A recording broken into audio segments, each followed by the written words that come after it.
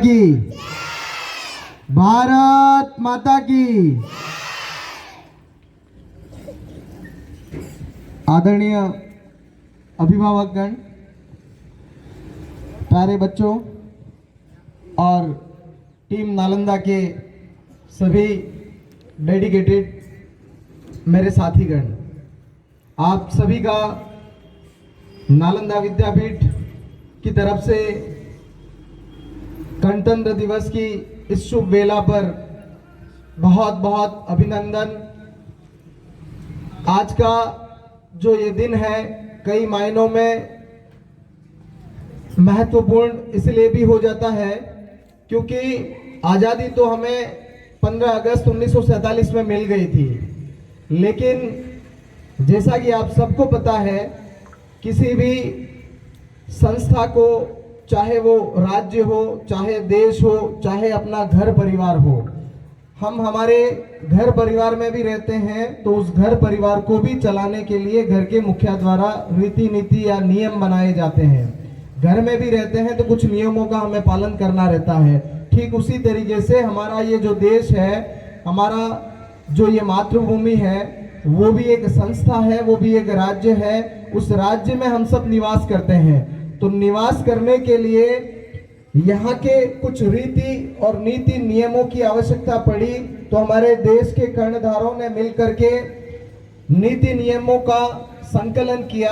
आप और हम उसी संकलन को संविधान कहते हैं। क्या कहते हैं? संविधान, कॉन्स्टिट्यूशन।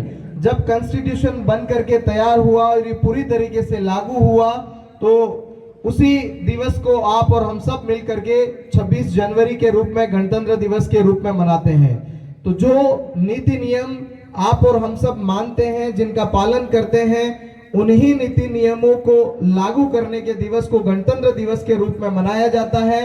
तो गणतंत्र दिवस इसलिए महत्वपूर्ण है क्योंकि हमारा जो ये देश है, हमारे देश के जो ये कानून है, देश की व्यवस्थाएं जिस तरीके से चलती हैं, उन व्यवस्थाओं को आप और हम मिल करके चलाते हैं, उन व्यवस्थाओं को आप और हमने मिल करके बनाया है। उन व्यवस्थाओं को सुचारू रूप से संचालित किया जाए। और हमारे कर्णधारों ने जो बलिदान दिया, बलिदान देने के बाद जब ये सब तस्वीर उभर करके आई, आजाद भारत में आज आप और हम सब सांस ले रहे हैं, तो उन्हें समय समय पर हमें याद करना चाहिए।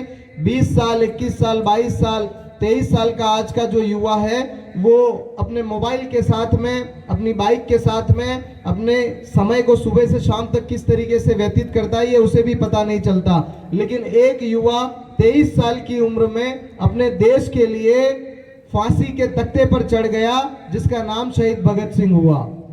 अशफाक खान, बिस्मिल्लाह खान, ऐसे कई हमारे वीर सपूत हुए जो देश के लिए बहुत ही कम उम्र में, हंसने खेलने की उम्र में, हंसते खेलते उन्होंने फांसी का आवरण लिया, फांसी का वरण लिया।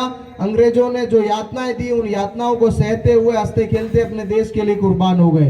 तो उन्हीं कुर्बानियों को याद करने का आज का ये दिन, ज्यादा समय आपके बीच में न लेकर के, भारत माता की। एक बार पुनः आप सभी यहाँ पर पधारे, आप सभी का अभिनंदन, स्वागत, धन्यवाद।